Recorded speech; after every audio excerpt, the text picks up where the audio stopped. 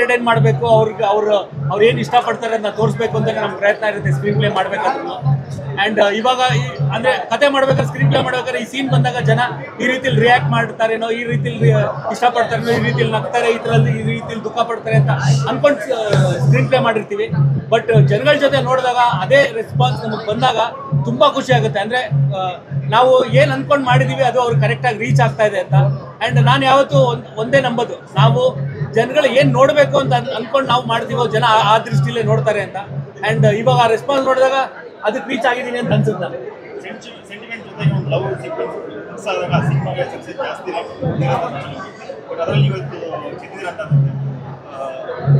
ಒಟ್ಟು ರಿಯಾಕ್ಷನ್ ನೋಡಿದಾಗ ಸಿನಿಮಾಕ್ಕೆ ಒಂದು ಒಳ್ಳೆ ಒಪಿನಿಯನ್ ಬರ್ತದೆ.